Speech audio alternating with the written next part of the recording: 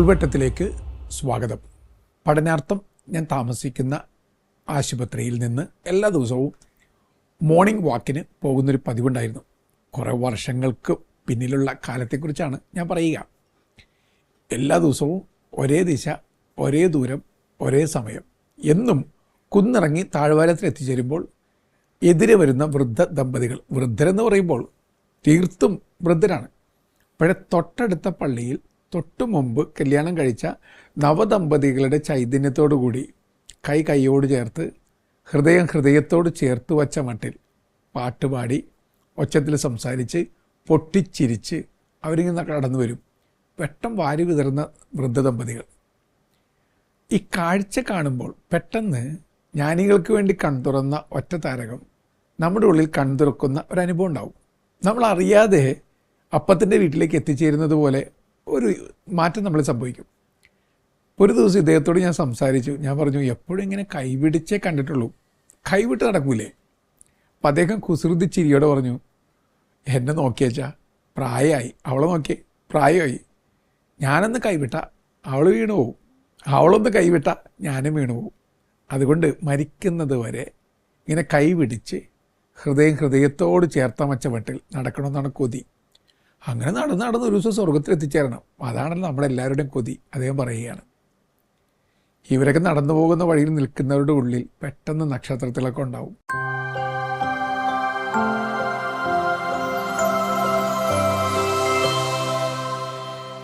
ഉൾവെട്ടത്തിലേക്ക് വീണ്ടും സ്വാഗതം എൻ്റെ പ്രിയപ്പെട്ടവരെ.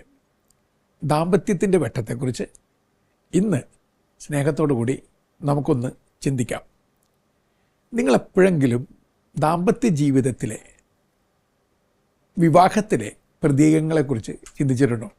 ചിന്തിച്ചിട്ടില്ലെങ്കിൽ ചിന്തിക്കുന്നത് നല്ലതാണ്. ഈ പ്രതീകങ്ങളെക്കുറിച്ചൊരു ധാരണയില്ലാത്തതുകൊണ്ടായിരിക്കാം പാതി വഴിയിൽ പാട്ടി നിർത്തുന്ന അനുഭവം പല ദമ്പതികൾക്കുണ്ടാവുന്നത്. ആദ്യത്തെ പ്രതീകം പ്രണയം.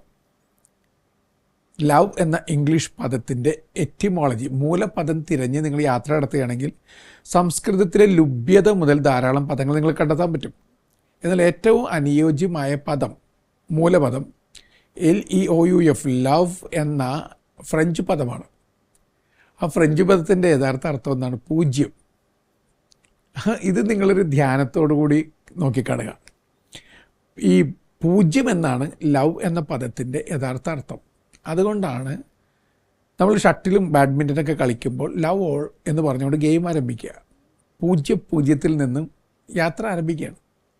ഇനി ദാമ്പത്യത്തിൽ മറ്റൊരാളെ കൊച്ചാക്കാൻ ശ്രമിക്കുന്ന ഒരാളെ കൊച്ചാക്കാൻ ശ്രമിക്കുമ്പോൾ ഈ കൊച്ചാക്കാൻ ശ്രമിക്കുന്ന ആളാണ് ഏറ്റവും അധികം കൊച്ചാക്കപ്പെടുക. അതൊരു കൊച്ചു കാര്യമൊന്നുമല്ല. ഇതൊന്ന് മനസ്സിലാക്കിയെടുക്കുക. ഞാൻ പൗരോഹിത്യ പട്ടത്തിന് വേണ്ടി ഒരുങ്ങുന്ന സമയത്ത് ഇറ്റാലിയനായിട്ടുള്ളൊരു അച്ഛൻ എനിക്ക് നൽകിയ ഉപദേശമുണ്ട്. Vincent, never ever try to be a hero making other zero. മറ്റൊരാളെ സീറോ ആക്കിയിട്ട് ഹീറോ ആകാൻ ശ്രമിക്കാതിരിക്കുക. ഇതൊരു നല്ല സുന്ദരമായ ഉപദേശമാണത്. Never try to be a hero making other zero. ഈ ദാമ്പത്യത്തിൽ എപ്പോഴും ഓർക്കേണ്ട കാര്യം ഇത് തന്നെയാണ്. ജീവിത പങ്കാളിയെ കൊച്ചാക്കിയിട്ട് സ്വയം വലിപ്പം ഉണ്ടാക്കരുത്. സമ്പൂജ്യത നേടേണ്ടത് മറ്റൊരാളെ കൊച്ചാക്കിക്കൊണ്ടല്ല. ഈ ഒരു ചിന്ത ഉണ്ടായിരുന്നെങ്കിൽ പല പ്രശ്നങ്ങളും മാറുമായിരുന്നു. മദർ തെരേസയുടെ കോൺവെൻറ്റിൽ എന്തോ ഒരു കുറ്റത്തിൻ്റെ പേരിൽ ഒരു പെൺകുട്ടിയെ പറഞ്ഞുവിടാൻ തീരുമാനിച്ചു. മദർ പറഞ്ഞു, ഞാനൊന്ന് സംസാരിക്കട്ടെ. സംസാരത്തിന് ശേഷം മദർ തിരിച്ചു വരുന്നു. കപ്പേളപ്പള്ളി പോലെ സൗമ്യം, ദീപ്തം, സ്വച്ഛം. ആ കപ്പേളപ്പള്ളിക്കരികിൽ പുതുതായി കൊളുത്തിയ തിരി പോലെ ഇപ്പം പെൺകുട്ടി. നേരത്തെ കരിവാളിച്ചിരിക്കുകയായിരുന്നു, ഇപ്പോൾ അവൾ വെട്ടം വിതറുന്നവളെ പോലെയാണ്. മദർ തെരേസ അന്ന് സുപ്പീരിയറിനോട് പറഞ്ഞൊരു കാര്യമുണ്ട്. We are not going to send her away. നമ്മൾ ഇവളെ പറഞ്ഞു വിടുന്നില്ല. Because she made a mistake, but she is not a mistake. ഇതൊരു വലിയ ഉൾവെട്ടമാണ്. അവൾ തെറ്റ് ചെയ്തു, പക്ഷെ അവൾ തെറ്റല്ലല്ലോ. She made a mistake, but she is not a mistake. ദാമ്പത്യത്തിൽ ഒരു കുറ്റം വരുത്തുന്നയാളെ അപ്പം തന്നെ കുറ്റം പോലെ അടിച്ച് പിണ്ടം വെച്ച് പുറത്താക്കുന്ന രീതിയുണ്ട്. ഹൃദയത്തിൽ നിന്ന് അപ്പം തന്നെ പുറത്താക്കിയാണ്. ഇതിലേറ്റവും വലിയ പ്രശ്നം എന്ന് പറയുന്നത് അങ്ങനെ ചെയ്യുമ്പോഴല്ലേ ഏറെ കൊച്ചാക്കപ്പെട്ടയാൾ അവസാനം താനെ പുറത്തു പോകാൻ ആഗ്രഹിക്കുന്നത്. ഭർത്താവ് ഭാര്യയുടെ അടുക്കൽ ചെന്ന് പറയുകയാണ്, കല്യാണം കഴിച്ച പിറ്റേ ദിവസം മുതൽ എൻ്റെ ജീവിതത്തിന് ഏതോ ഒരു കടുകട്ടിക്കാരി ടീച്ചറെ പോലെ നീ ചുവന്ന വര കൊണ്ട് വെട്ടിടുകയാണ്. വെട്ടി വെട്ടി വെട്ടിത്തിരുത്തി എല്ലായിടത്തും നീ പൂജ കിട്ടും. അപ്പൻ്റെ മുമ്പിൽ, അമ്മയുടെ മുമ്പിൽ, സഹോദരങ്ങളുടെ മുമ്പിൽ, മക്കളുടെ മുമ്പിൽ, സുഹൃത്തുക്കളുടെ എല്ലാവരുടെ മുമ്പിൽ വട്ടപ്പൂജ്യം. ഞാൻ വീട് വിട്ട് പോവുകയാണ്. ആർക്കാണ് കൊതിയില്ലാത്തത്? ഒരു വട്ടമെങ്കിലും ജയിക്കാൻ. അത് മരണം കൊണ്ടാണെങ്കിലും കുഴപ്പമില്ല. ഞാൻ വീട് വിട്ട് പോവുകയാണ്. എന്നെ കേൾക്കുന്ന പ്രിയപ്പെട്ടവരെ, നിങ്ങൾ നിശിതമായി നിരന്തരമായി പൂജ്യമാക്കിയത് കൊണ്ട്, വട്ടപൂജ്യമായ എന്ന ചിന്തയിൽ ജീവിതത്തിൽ നിന്ന് മടങ്ങിപ്പോകാൻ കൊതിക്കുന്ന ആരെങ്കിലും നിങ്ങളുടെ വീട്ടിലുണ്ടോ? ആ ചോദ്യത്തിന് ഉത്തരം കണ്ടെത്തണം. ഒരു വീട് വീടാവുന്നത് സമ്പൂജ്യത ലഭിക്കുമ്പോഴാണ്. ഇന്നത്തെ ഏറ്റവും വലിയ പ്രശ്നം എന്താണ്? Homelessness within the homes. വീടിനകത്ത് വീടില്ല. അതാണ് ഇപ്പോഴത്തെ പ്രശ്നം. വീടിനകത്ത് വീടില്ലാത്ത എന്തുകൊണ്ടാണ്? അവിടെ സ്നേഹമില്ല, വലിപ്പം കിട്ടുന്നില്ല. വലിപ്പം ആരാണ് കൊതിക്കാത്തത്? ഇപ്പം നിങ്ങൾ എൻ്റെ പ്രസംഗം ശ്രദ്ധിച്ചുകൊണ്ടിരിക്കുകയാണ്, ശരിയല്ലേ? നിങ്ങളിത് ശ്രദ്ധിച്ചുകൊണ്ടിരിക്കുമ്പോൾ നിങ്ങൾ ഞാൻ വല്ലാതെ ചെറുതാക്കി സംസാരിക്കുകയാണെങ്കിൽ നിങ്ങൾ ആ TV ഓഫ് ചെയ്ത് കളയും. ആർക്കാണ് ഇഷ്ടം ചെറുതാക്കപ്പെടാൻ? ആർക്കും ഇഷ്ടമില്ല. അവർക്ക് അവരവരുടെ വലിപ്പം കിട്ടണം, സ്വീകാര്യത കിട്ടണം, റെസ്പെക്റ്റബിലിറ്റി കിട്ടണം. അത് കിട്ടാത്തതുകൊണ്ടല്ലേ പലരും ജീവിതത്തിൽ നിന്ന് മടങ്ങിപ്പോകുന്നത്. നമ്മുടെ ഒരു കവി ആത്മഹത്യ ചെയ്തു. ആത്മഹത്യ ചെയ്യുന്നതിന് മുമ്പ് അയാൾ എഴുതി വെച്ചു, സന്തോഷത്തോടെ ജീവിക്കാൻ 3 കാര്യങ്ങളെങ്കിലും വേണം. സ്നേഹിക്കാൻ ആരെങ്കിലും, സ്വപ്നം കാണാൻ എന്തെങ്കിലും, ചെന്ന് ചേരാൻ ഒരിടം. 3 ഇല്ലാത്തതുകൊണ്ട് ഞാൻ മരിക്കുന്നു. സ്നേഹിക്കാൻ ഒരാൾ, സ്വപ്നം കാണാൻ എന്തെങ്കിലും, ചെന്ന് ചേരാൻ ഒരിടം. 3 ഇല്ലാത്തതുകൊണ്ട് മരിച്ചു എന്നാണ് അയാൾ പറയുന്നത്. സത്യമല്ലേ? ഇത് 3 വേണ്ടേ? ഇത് 3 കിട്ടുമ്പോഴാണ് ഒരാൾക്ക് വലിപ്പം കിട്ടുക. നിങ്ങളുടെ വീട് നിങ്ങളെ നിരന്തരം ചെറുതാക്കുന്ന വീടാണെങ്കിൽ ആ വീട് വിട്ട് നിങ്ങൾ പോകും. പുതിയ വീട് പണിതു. വെഞ്ചിരിപ്പിൻ്റെ അന്ന് ആർട്ടിസ്റ്റായ മകനോട് അപ്പം പറയാണ്, എടാ പേര് നിർദ്ദേശിക്കുകയും നല്ലൊരു പേരിടണം. ഒറ്റ നിമിഷം ചിന്തിച്ചോളൂ. അവൻ പറഞ്ഞു കല്ല് വീട്. അയാൾ ചോദിച്ചു കല്ല് വീടാ? അതെന്ത് പേരാണ്? അവൻ പറഞ്ഞു ഏറ്റവും ബെസ്റ്റ് പേര് അതാണ്. കല്ല് പോലത്തെ അപ്പൻ, കല്ല് പോലത്തെ മമ്മി, കല്ല് പോലത്തെ ഞാൻ. കല്ല് വീട്, അതാണ് നല്ല വീട്. Stone house. നിങ്ങളുടെ വീടിൻ്റെ പേരെന്താണെന്ന് ഇടയ്ക്കൊന്ന് ചിന്തിക്കുന്നത് വളരെ നല്ലതായിരിക്കും. കൊച്ചാക്കാൻ വല്ലാതെ ശ്രമിക്കുന്നവരുടെ വീടാണെങ്കിൽ ആ വീടിന് എന്ത് പേരിടും?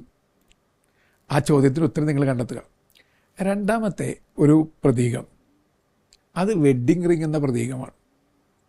ഈ വെഡ്ഡിങ് റിംഗ് എന്ന പ്രതീകം ഗ്രീക്ക് റോമൻ ട്രഡീഷനിൽ നിന്ന് വരുന്നതാണ്. ഗ്രീക്കുകാർക്ക് ഇങ്ങനെ ഒരു ചിന്തയാണ്, അത് ബയോളജിക്കലി കറക്റ്റല്ല. അവർ ചിന്തിക്കുന്നത് ഈ മോതിര വിരലിൽ നിന്നും ഹൃദയത്തോളം നീളുന്ന വേനെ അമോറസ് എന്നൊരു നാഡിയുണ്ട്. ആ നാഡി ഹൃദയത്തെ ഓർമ്മപ്പെടുത്തിയാണ് മറുപാതിയെ മറന്ന് മറുകണ്ഠം ചാടരുത്.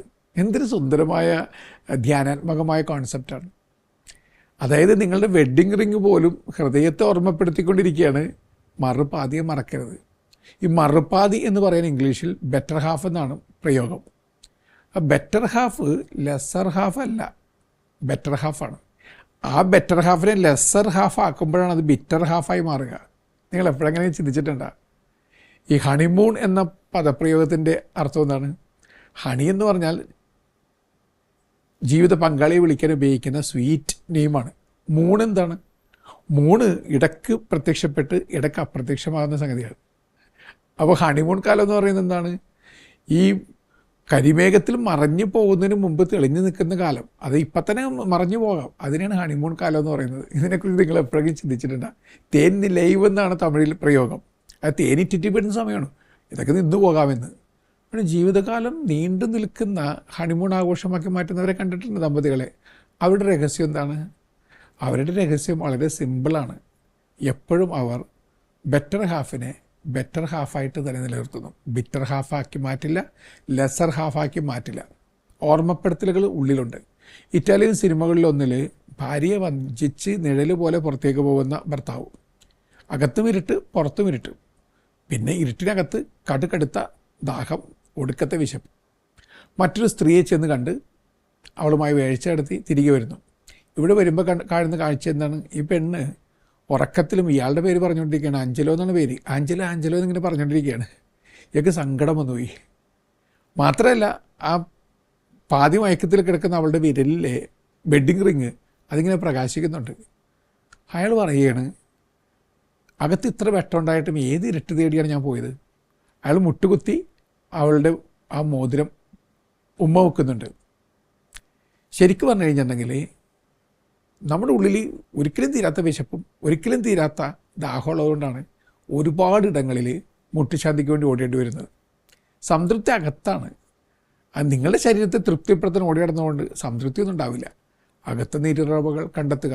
സ്വന്തം നീരുറവകളെ മറന്നുകൊണ്ട് പൊട്ടക്കിണറുകൾ തേടിപ്പോകുന്നതിനെക്കുറിച്ച് വിശുദ്ധ ഗ്രന്ഥം ഓർമ്മപ്പെടുത്തുന്നുണ്ട്. പൊട്ടക്കിണറ്റിൽ പോയി കെട്ടവെള്ളം കുടിക്കുന്നവന് ദാഹം കെടുമോ? കേടില്ല. ഇന്ന് കെടും, നാളെ വീണ്ടും ദാഹം വരും. ഇതല്ലേ ദാമ്പത്യ അവിശ്വസ്തതയുടെ പ്രശ്നങ്ങളായി മാറുന്നത്. ആലോചിച്ച് നോക്കുക. അപ്പോൾ എത്രത്തോളം വിശ്വസ്ത ഓരോരുത്തർക്കും ഉണ്ടെന്ന് ചിന്തിച്ച് നോക്കാം.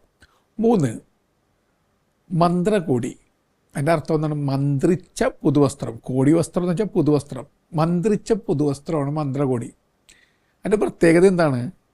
ഒരു യുവാവ് ജീവിത പങ്കാളിക്ക് നൽകുന്ന ആദ്യത്തെ ഒഫീഷ്യൽ ഗിഫ്റ്റാണ് മന്ത്രകോടി. അതുകൊണ്ട് സിറിയൻ പാരമ്പര്യത്തിൽ തലയിലിട്ടാണ് കൊടുക്കുന്നത്. ഒരാളെ രാജ്ഞിയായിട്ട് സ്വീകരിക്കുകയാണ്. രാജാവായിട്ട് ഇയാൾ മാറുകയാണ്. യഹൂദ പാരമ്പര്യത്തിൽ 7 ദിവസം നീണ്ടു നിൽക്കുന്ന കല്യാണമാണ്. രാജാവിൻ്റെയും രാജ്ഞിയുടെയും വസ്ത്രം അണിഞ്ഞ് 2 പേരും 7 ദിവസത്തോളം എല്ലാവരുടെ റിസപ്ഷൻ സ്വീകരിക്കും. ഗ്രാമത്തിലുടനീളം സഞ്ചരിക്കും. രാജകീയ പ്രൗഢിയോടെ നിൽക്കും. അവർ ഈ രാജാവ് രാജ്ഞിയാണ് എന്നാണ് അതിൻ്റെ കോൺസെപ്റ്റ്. ഞാനൊന്ന് ചോദിക്കട്ടെ എൻ്റെ പ്രിയപ്പെട്ടവരെ, രാജാവിനെ പോലെ കല്യാണം കഴിച്ചവൻ പിന്നെ എങ്ങനെയാണ് യാചകനെ പോലെയായി മാറിപ്പോയത്? രാജ്ഞിയെപ്പോലെ രംഗപ്രവേശം ചെയ്തയാൾ എങ്ങനെയാണ് ഒന്നുമില്ലാത്തോളും ഒന്നും അല്ലാത്തോളായി മാറിപ്പോയത്? പഴയ ഇന്ത്യൻ പുരാണത്തിൽ ഭൂമിയിലെ ഒരാളെ പ്രണയിച്ച് കല്യാണം കഴിച്ച ഗന്ധർവകന്യ, അവൾ നാട്ടിലേക്ക് വരാൻ തുടങ്ങുമ്പോൾ മറ്റ് ഗന്ധർവകന്യകൾ ഒരു സ്വർണ്ണ ചെപ്പ് സമ്മാനിച്ചു. ഇയാൾക്ക് ഭയങ്കര ക്യൂരിയോസിറ്റി, എന്താണ് അതിനകത്ത്. അയാൾ ഈ സ്വർണ്ണച്ചെപ്പ് തുറന്നു നോക്കി. അകത്തൊന്നുമില്ല. അയാൾ പെട്ടെന്ന് പറഞ്ഞു, അയ്യേ ഇതെന്താണ്, അകത്ത് ശൂന്യതയാണല്ലോ. അവൾ കരഞ്ഞുകൊണ്ട് പറഞ്ഞു, എൻ്റെ ആകാശം നിങ്ങൾക്കിങ്ങനെ ശൂന്യതയായി മാറിയത്? ഗന്ധർവകന്യകകൾ സ്വർണ്ണച്ചെപ്പിൽ ആകാശത്തിൻ്റെ ഒരു നുറുങ്ങെടുത്ത് എനിക്ക് സമ്മാനമായി നൽകിയതാണ്. ആകാശത്തിൻ്റെ ഒരു നുറുങ്ങ്, അത് നിങ്ങൾക്കെങ്ങനെയാണ് ശൂന്യതയായി മാറിയത്? പലപ്പോഴും ഇതാണ് സംഭവിക്കുന്നത്. പെണ്ണിൻ്റെ ആകാശം മറ്റൊരാൾക്ക് ഇരുട്ടുമായി മാറുന്നത് എന്തുകൊണ്ടാണ്? കാഴ്ചയുടെ പ്രശ്നമാണോ? കാഴ്ചപ്പാടിൻ്റെ പ്രശ്നമാണോ? ഉൾക്കാഴ്ചയുടെ പ്രശ്നമാണോ? ചോദ്യത്തിന് ഉത്തരം കണ്ടെത്തണം. പുലിയായി തുടങ്ങിയ ഒരാൾ എലിയായി മാറുന്നത്, കല്യാണത്തിന് ശേഷമാകുന്നത് എന്തുകൊണ്ടാണ്? പുലികളുടെ കല്യാണത്തിന് ഒരു എലി വന്നിരിക്കുന്നു. ക്ഷണിക്കപ്പെടാത്ത അതിഥിയാണ്. പുലികൾക്കൊക്കെ ദേഷ്യം വന്നു, എലിക്കെന്തിവിടെ സ്ഥാനം? അപ്പോൾ എലി പറഞ്ഞു, ഞാനും പുലിയായിരുന്നു, കല്യാണത്തിന് മുമ്പ് പുലിയായിരുന്നു. കല്യാണം കഴിച്ചപ്പോഴാണ് പതുക്കെ ഞാൻ എലിയായിട്ട് മാറിയത്. ഈ എലിഫിക്കേഷൻ ദാമ്പത്യത്തിൽ സംഭവിക്കുന്നത് എപ്പോഴാണെന്ന് ചിന്തിച്ച് നോക്കുക. ഈ കാഴ്ച മാറുന്നതാണോ കാഴ്ചപ്പാട് മാറുന്നതാണോ? മദർ തെരേസയോടൊപ്പം അല്പനാൾ താമസിക്കുവാൻ ഭാഗ്യം ലഭിച്ച ഒരാളാണ്. മദർ തെരേസയോടൊപ്പം താമസിക്കുമ്പോൾ അകത്ത് പെട്ടെന്ന് ഉൾക്കാഴ്ചയുടെ ഉൾവെട്ടം വന്ന് നിറയും. മദർ തെരേസ എനിക്ക് ഇൻ്റർവ്യൂ ചെയ്യേണ്ട ആവശ്യമുണ്ടായിരുന്നു. മദറിനോട് ഞാൻ ചോദിച്ചു, mother, if someone spend something like 5 minutes with you, they become all together different. അമ്മയോട് 5 മിനിറ്റ് ചിലവഴിച്ചാൽ മതി, പെട്ടെന്ന് ആളുകളങ്ങ് മാറുകയാണ്. What is the alchemy? What is the magic? What is the miracle? എന്താണ് ആ അത്ഭുതം? എന്താണ് മാജിക്? എന്താണ് ആൽക്കമി? മദർ എന്നോട് ചോദിക്കുന്നു, brother tell me, how do you look at others? മറ്റുള്ളവരെങ്ങനെയാണ് നോക്കുന്നത്? സെമിനാരിൽ നിന്ന് പുറത്തു വന്നതേ ഉള്ളൂ. ചെറുപ്പത്തിൻ്റെ വീടുവായ ഉത്തരവാണ്. ഞാൻ പറഞ്ഞു, ഞാൻ മറ്റുള്ളവരെ നോക്കുന്നത് കണ്ടുകൊണ്ടാണ്. മദർ പൊട്ടിച്ചിരിച്ചിട്ട് പറഞ്ഞു, that is the problem dear brother. Close your eyes, കണ്ണടക്ക്, എന്നിട്ട് ഓപ്പൺ യുവർ ഹാർട്ട്, ഹൃദയം തുറക്ക്. And then you start looking at others. ഹൃദയം കൊണ്ട് നോക്കി തുടങ്ങുക. അപ്പോൾ വെട്ടം കാണും, ദൈവത്തെ കണ്ടെത്തും മറ്റുള്ളവരിൽ. ഇതാണ് ഏറ്റവും വലിയ പാഠമെന്ന് പറയുന്നത്. ദാമ്പത്യത്തിലെ സുന്ദരമായ പാഠമാണത്. മറ്റൊരാളെ ഹൃദയം കൊണ്ട് നോക്കുമ്പോൾ ഹൃദയത്തിൻ്റെ സൗന്ദര്യം കണ്ടെത്താൻ സാധിക്കും. കണ്ണുകൊണ്ട് നോക്കിയാലുള്ള പ്രശ്നം എന്താണെന്നറിയോ? കണ്ണെപ്പോഴും കുറ്റപ്പെടുത്തലിൻ്റെ, ജഡ്ജ്മെൻ്റലിൻ്റെ കണ്ണാണ്. അതുകൊണ്ട് നോക്കിക്കഴിഞ്ഞാൽ കുറ്റം മാത്രമേ കാണുള്ളൂ. ചില മനുഷ്യരുടെ അവസ്ഥ കണ്ടിട്ടില്ലേ? കണ്ണ് തുറന്നാൽ കുറ്റം കാണും, വായ തുറക്കുന്നത് കുറ്റം പറയാൻ മാത്രം, കാത് കൂർപ്പിക്കുന്ന കുറ്റം കേൾക്കാൻ മാത്രം. പിന്നെ എങ്ങനെ ദാമ്പത്യം വിജയിക്കും? ഈ അവസ്ഥ മാറണമെന്നുണ്ടെങ്കിൽ ഈ ഹൃദയത്തിന് കണ്ണ് തുറന്നിരിക്കണം. ക്യാൻസർ രോഗബാധിതയായ സ്ത്രീ മരണത്തോട് മല്ലടിച്ചുകൊണ്ടിരിക്കുകയാണ്. ആയുസിൻ്റെ പുസ്തകത്തിൽ നിന്ന് പേര് വെട്ടി നീക്കപ്പെട്ട് കഴിഞ്ഞു. അന്ത്യ ദിവസങ്ങളാണ്. ഭാര്യ ഈ അങ്ങേറ്റ കനിവോടുകൂടി ശുശ്രൂഷിക്കുന്ന ഭർത്താവിനോട് ചോദിച്ചു, ഞാനിപ്പോൾ അഴുക്കാണല്ലേ? അയാൾ പറഞ്ഞു, അങ്ങനെ പറയല്ലേ മോളെ, നീ അഴുക്കല്ല, നീയാണ് അഴക്. ഞാൻ കണ്ടിട്ടുള്ള ഏറ്റവും അഴകുള്ള ആൾ നീയാണ്. അവളത് കേട്ട് പുഞ്ചിരിച്ചു, സന്തോഷത്തോടെ കണ്ണടച്ചു, മരിച്ചു. സത്യത്തിൽ അയാൾ പറഞ്ഞ നുണയല്ലേ? നുണയാണ്. കാരണം ഇപ്പോൾ അഴുക്കാണ് അവൾ. ഈ ആശുപത്രി കിടക്കയിൽ അഴുക്ക് ഭാണ്ഡം പോലെ അവൾ കിടക്കുകയാണ്. പക്ഷെ അയാൾ പറഞ്ഞ സത്യമല്ലേ? അയാളിപ്പോൾ കാണുന്നത് ഹൃദയത്തിൻ്റെ കണ്ണുകൊണ്ടാണ്. അതുകൊണ്ട് ഷേക്സ്പിയർ എഴുതിയതുപോലെ കണ്ണുകൾക്കിപ്പുറമുള്ള കണ്ണുകൾ കൊണ്ട് കാഴ്ചയ്ക്കപ്പുറമുള്ള കാഴ്ച കാണാനുള്ള സിദ്ധി അയാൾക്കുണ്ട്. അപ്പോൾ അയാൾ ആഴങ്ങൾ കണ്ടെത്തി, അഴുക്ക് കണ്ടില്ല. ഞാനിനി ചോദിക്കട്ടെ, പ്രണയ സമയത്ത് അഴക് മാത്രം കണ്ടയാൾ ഇപ്പോൾ അഴുക്ക് മാത്രം കാണുന്നത് എന്തുകൊണ്ടാണ്? നിങ്ങളുടെ കണ്ണിൽ കരട് വന്നതുകൊണ്ടാണ്. കാഴ്ചയിൽ വല്ലാത്ത ബ്ലറിങ് വന്നതുകൊണ്ടാണ്. പണ്ട് മാലാഖയായിരുന്ന ആളിപ്പോൾ മൃഗമായി മാറിയത് എന്തുകൊണ്ടാണ്? ഭാര്യ ഭർത്താവിനോട് പറയണേ, AD BC എന്ന് പറയുന്ന പോലെ നമ്മൾ ദാമ്പത്യത്തിലും വേണം 2 തരംതിരിവുകൾ.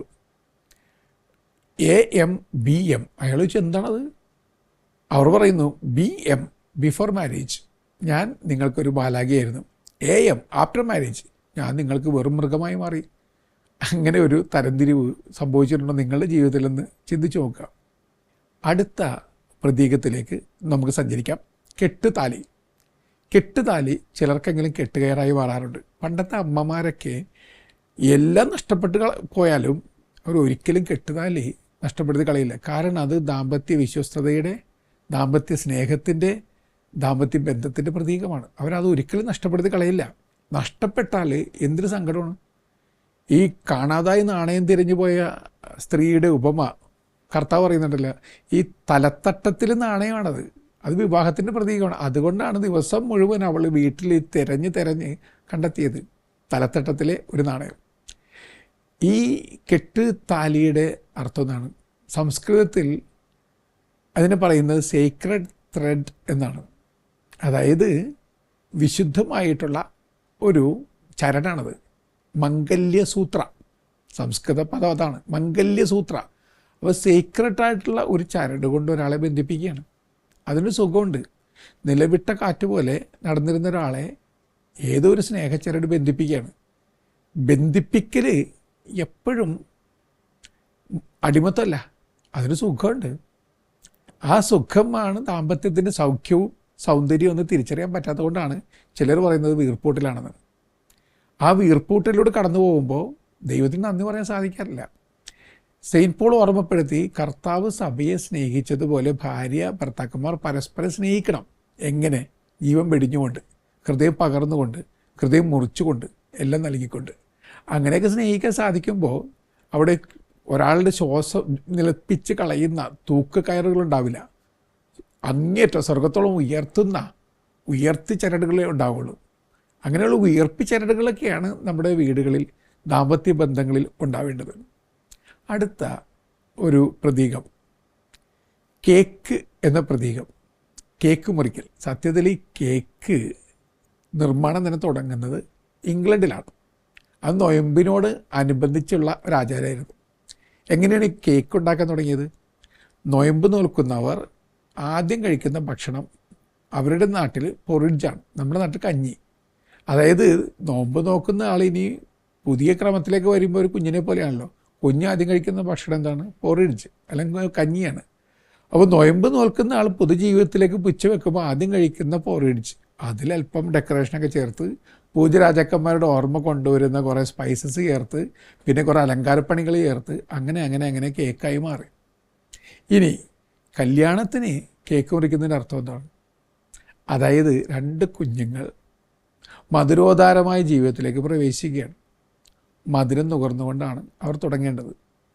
മധുരം നുകർന്നുകൊണ്ട് അവർ പൊതുജീവിതത്തിലേക്ക് കാലുവെക്കുകയാണ്. എന്തൊരു സുന്ദരമായ പ്രതീകമാണ് അതെന്ന് ആലോചിച്ച് നോക്കുക. പൊതുജീവിതത്തിലേക്ക് മധുരം നുകർന്നുകൊണ്ട് അവർ പ്രവേശിക്കുകയാണ്. അതുകൊണ്ട് കേക്ക് കട്ട് ചെയ്ത് പരസ്പരം മധുരം കൊടുത്ത് അവിടെ കൂടിയിരിക്കുന്ന എല്ലാവർക്കും മധുരം പങ്കുവെക്കുന്നു. അതിൻ്റെ പ്രതീകം എന്താണ്? പരസ്പരം മധുരമാകുക, പിന്നെ മറ്റുള്ളവർക്ക് മാധുര്യമുള്ള മാതൃകയാകുക. ജീവിതം നീണ്ടു നിൽക്കുന്ന മാധുര്യത്തിൻ്റെ സങ്കീർത്തനം പോലെയാക്കി മാറ്റുക. അങ്ങനെ സംഭവിക്കണമെന്നുണ്ടെങ്കിലും പ്രധാനപ്പെട്ടൊരു കാര്യമുണ്ട്. കാനയിലെ കല്യാണ വിരുന്നിൽ വീഞ്ഞ് തീർന്നുപോയി. വീഞ്ഞ് യഹൂദ വെഡ്ഡിങ് റിസപ്ഷനിലെ ഏറ്റവും പ്രധാനപ്പെട്ട കാര്യമാണ്. അത് തീർന്നു പോകുന്നത് കുറച്ചിലാണ്, വല്ലാത്ത കുറവാണത്. അവിടെ എന്താ സംഭവിക്കുന്നത്? മാതാവ് പറഞ്ഞു, മോനെ അവരുടെ വീഞ്ഞ് തീർന്നുപോയി. കർത്താവ് 6 കൽഭരണികളിലെ വെള്ളം അത് വീഞ്ഞാക്കി മാറ്റി. ഈ 6 യഹൂദരെ സംബന്ധിച്ചിടത്തോളം അപൂർണതയുടെ അക്കമാണ്. അതിലേക്ക് ക്രിസ്തു വന്ന് ചേരുമ്പോൾ 7ആയി. 7 പൂർണ്ണതയുടെ പെർഫെക്റ്റ് നമ്പറാണ്. അപ്പോൾ നിങ്ങളുടെ അപൂർണതകളിൽ, ഒഴിഞ്ഞ പാത്രങ്ങളിൽ ക്രിസ്തുവിന് നിറവ് വരുമ്പോഴാണ് നിറവീഞ്ഞിൻ്റെ സാന്നിധ്യം, നിറജീവിതത്തിന് സാന്നിധ്യം ഉണ്ടാവുക. അതുകൊണ്ടാണ് നിങ്ങൾ എമ്മാവുസിലേക്ക് പോയ ആളുകൾ മന്ദിതരും അന്ധരും ഹൃദയമാന്ദ്യം വന്നവരും വിഷാദഭരിതരായിരുന്നു. കർത്താവ് കൂടെ വന്നപ്പോൾ ഹൃദയം ജ്വലിച്ചു, കുർബാനയുടെ അനുഭവം ഉണ്ടായി, അവർ സന്തോഷിച്ചു. ഇത് തന്നെയാണ് എന്നെ കേട്ടുകൊണ്ടിരിക്കുന്ന പ്രിയപ്പെട്ടവരെ നിങ്ങളുടെ ജീവിതത്തിലും വരേണ്ട വലിയ മാറ്റം. അങ്ങനെ ഒരു മാറ്റം ഉണ്ടാകുന്നതിന് വേണ്ടി ഒരുങ്ങുക. ഞാൻ അവസാനിപ്പിക്കുകയാണ്. ഞാൻ ആദ്യമായിട്ട് സേവനം ചെയ്ത പള്ളിയിൽ ഒരു വൃദ്ധൻ്റെ ഭാര്യയോടുള്ള കരുതലും കരുണയും കണ്ട് കൈകൂപ്പി നിന്നിട്ടുണ്ട് ഞാൻ. ഭാര്യ ശരീരം മുഴുവൻ തളർന്നു കിടക്കുകയാണ്. ഇയാൾ എപ്പോഴും പാട്ടൊക്കെ പാടി തമാശകളൊക്കെ പറഞ്ഞു അവരെ ശുശ്രൂഷിച്ചുകൊണ്ടിരിക്കും. ഇയാൾ തമാശ പറയുമ്പോൾ പ്രതികരണമൊന്നുമില്ല, അവർ കേൾക്കുന്നുണ്ടോ അറിഞ്ഞുകൂടാ. പക്ഷെ ഇയാൾ പാടും, ശുശ്രൂഷിക്കും, ഉമ്മ വെക്കും, കൂടെ നിൽക്കും, നിഴൽ പോലെ. ഒരു ദിവസം ഞാൻ അദ്ദേഹത്തോട് ചോദിച്ചു, താങ്കൾക്ക് ഒരിക്കലും മടുപ്പ് വരാറില്ലേ? അയാൾ പറഞ്ഞു, ഒരിക്കലും മടുപ്പ് വരാറില്ല. നുണ പറയണല്ല അച്ഛാ, ആദ്യമായിട്ട് ഇവിടെ കണ്ടപ്പോൾ തോന്നിയ ആ വൈബ്, ആ സ്പാർക്ക് ഇപ്പോഴുണ്ട്. അതൊരിക്കലും തീരില്ല. പിന്നെ നല്ല കാലത്ത് രാജാവിനെ പോലെ എന്നെ പരിചരിച്ച രാജ്ഞിയാണ് കിടക്കുന്നത്. അവർ മരിച്ചു ഞാനവിടെ ആ പള്ളിയിലുള്ളപ്പോൾ തന്നെ. ഇദ്ദേഹം രാജാവിനെ പോലെ മൃതദേഹത്തിനരിയിൽ നിൽക്കുകയാണ്. എന്തൊരു കുലീന ഭാവമാണ്. കരച്ചിലൊന്നുമില്ല, സംതൃപ്തിയോടെ അവിടെ ഇരിക്കുകയാണ്. മൃതദേഹം എടുക്കുന്ന നേരത്ത് മാത്രം അയാളൊന്ന് കരഞ്ഞു. എൻ്റെ അടുത്ത് വന്നിട്ട് അയാൾ പറഞ്ഞു, അച്ഛാ എൻ്റെ രാജ്ഞി പോവുകയാണ്. ചങ്കിൽ പിടിച്ചുകൊണ്ട് ഞാൻ പറയും, പൊന്നുപോലെ ഞാൻ അവളെ നോക്കി. ഏതാനും ദിവസം കഴിഞ്ഞപ്പോൾ ഇദ്ദേഹവും മരിച്ചു. ഞാനപ്പം മനസ്സിൽ കരുതി, രാജാവും രാജ്ഞിയും കൊട്ടാരത്തിലേക്ക് യാത്രയായി. ദാമ്പത്യത്തിൻ്റെ അതിസുന്ദരമായ ഒരു എൻഡ്. പ്രിയപ്പെട്ടവരെ, അങ്ങനെയൊക്കെ സംഭവിക്കട്ടെ എന്ന് സ്വപ്നം കാണാം. ഇനിയും നീളുന്ന സ്നേഹത്തിൻ്റെ ഇടനാഴികളിൽ മുന്നോട്ട് പോകുവാൻ നിങ്ങൾക്ക് സാധിക്കട്ടെ എന്നുള്ള ആശംസയാണ് ഓരോ നവദമ്പതിവരെ കാണുമ്പോഴും മനസ്സിൽ ഉയരുക. എല്ലാവർക്കും നല്ല യാത്ര നേരുന്നു.